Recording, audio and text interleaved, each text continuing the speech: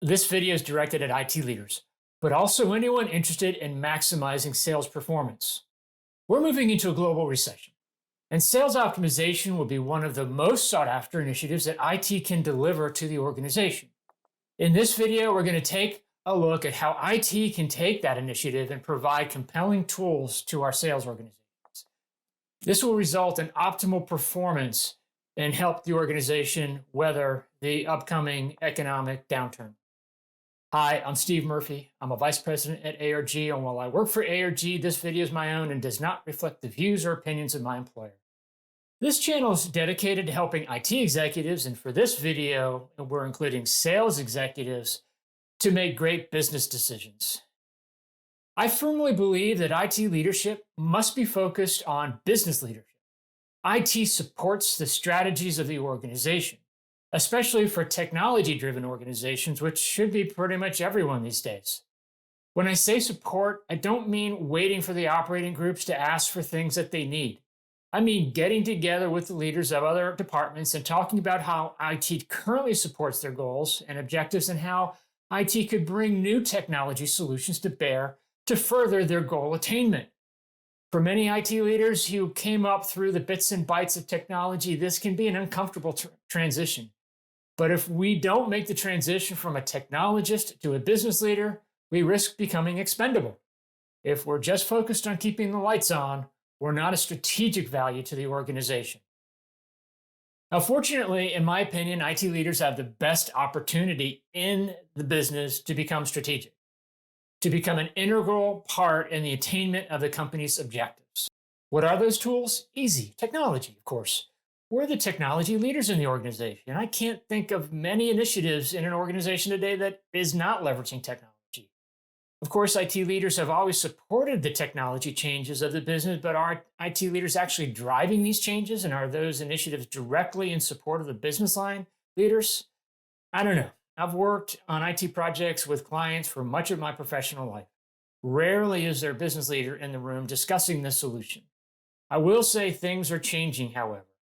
This past year, for example, I've been involved in several large technology projects where our process started with the business units, interviewing the leaders and users of the potential technology. We developed the use cases and criteria that the business needs to meet their objectives. In these projects, IT was the leader of the initiative, steering the conversations, ensuring participation from stakeholders, and meshing with our assistants the various requirements into a cohesive technology strategy that we could then collectively execute upon. I know I'm biased, but I can honestly say that it's IT leadership's role within the organization that has been enhanced in each of these projects. They're seen as enablers, not restrainers of progress. These projects are so much more enjoyable as well. So back to optimizing sales during a recession. I want to preface this by saying that I've been in sales, meaning carrying a sales quota myself for several years. So what I'm about to speak of is not hypothetical. It's based upon my experience working as a salesperson and within and around sales organizations for several decades. This recession is timed very conveniently with new developments in communication solutions that allow technologists to specifically target what's working in the sales process. Now, I have to say that some of this work is data analysis, but the platform is technical and requires the support and engagement of the IT organization. Let's work up a typical use case. So if I'm a sales leader, every month I need to worry about where my sales are coming. I normally have three tiers of sellers in my organization. I have the heavy hitters. These are the people that consistently deliver big sales numbers, and they may have an occasional off month, but quarter in and quarter out, the heavy hitters over deliver relative to others in the sales organization. Generally, sales management steers clear of getting in the heavy hitters business. They're doing something that works, and the thought is don't get them out of stride. Sales management might try to figure out what those sellers are doing right and attempt to get others to model the same behavior. The next category are the rank and file. These are the average sales performers. This category is relatively stable and generally performing slightly above or slightly below plan, but they're consistent and worth retaining. The job of a sales manager here is to try to move some in this category to the heavy hitter category each year without disrupting the reliability of the team's overall performance. The last category are the strugglers. These are the sales performers not meeting or coming close to expectations. Maybe they're new, or maybe they're just ramping up, or maybe they used to be in the rank and file category and are having a challenging period. We hope they've not been performing at this level long, because then that's a sales management issue. Sales management spends much of their time coaching and mentoring this class to get them on track and to move them into one of the other categories. When sales management is not actively meeting with clients to close deals, or actively modeling the organization's sales motions with sellers, they are spending much of their time coaching and mentoring. But coaching and mentoring what? Most sales leaders have been in sales their entire professional career. And they've been sellers, frequently. Sellers, by the way, are frequently called carrying a bag, but that really kind of shows my age.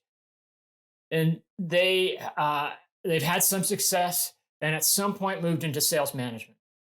Most of the coaching they're providing is based upon their personal experiences as a seller, further enhanced by sales management experience, plus what they've gleaned from sales training and educational materials. Why is all this important? Well, it's important because the vast majority of organizations, sales management does not have a clear, definitive understanding of why some people are successful in their organization and some are not. Most of the differences between the heavy hitters and the rank and file and the strugglers are anecdotal. Stories, personality traits, things that are easy to describe but hard to quantify and hard also to train. At best, sales managers have been able to quantify specific activity levels that lead to a higher probability of success, such as number of calls made, number of prospect meetings run, how well a seller targets a specific customer segment that's most likely to be interested in the product or service. I'll also say that most sales organizations, while they track and enforce these metrics, are still somewhat in the dark about why a particular person is successful and others are less so.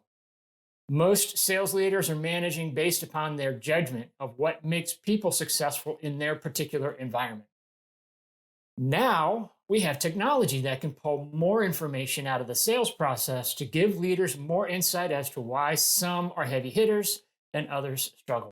Using natural speech processing technology, IT leaders can now show the sales organization how communications with prospects, either voice calls, web conferences, chats, and emails, can be transcribed and analyzed. Then, with the help of advanced algorithms, generally AI-based, but not exclusively, or not AI is not required necessarily in these types of analyses. These communication streams can be evaluated as to why a sale happened or why it did not. Key variables that can be extracted, such as the overall pace of the sale, whether the interactions were positive or negative, referred to as sentiment analysis, by the way, how much time was spent on the sale or engagement, etc. You can really define your own metrics to analyze. The goal is to identify major differences between a successful sales activity and less successful approaches. With enough data, you can even develop sales personas that fit different personality types that might approach a sale differently. These are revolutionary tools that have the power to dramatically impact the sales organization's performance. I'd encourage anyone in IT to book a meeting with their sales leadership and ask them how they're leveraging technology to improve their organization's performance, and if they'd like to partner with IT to see what's possible. Doing so will enhance all parties involved and lead your IT organization to new and challenging projects that directly serve the business's goals and objectives. If you'd like to discuss this more, feel free to reach out to me. My contact information is in the description of this video. If you got some value out of this video, please give me a thumbs up or a like below. That helps others see my content. And if you'd like to return to my channel in the future, the best way of doing that is to hit that subscribe button on the left below. That will put my videos in your feed and allow you to find your way back to this channel at your convenience. Thanks very much for watching, and I hope you have a great day.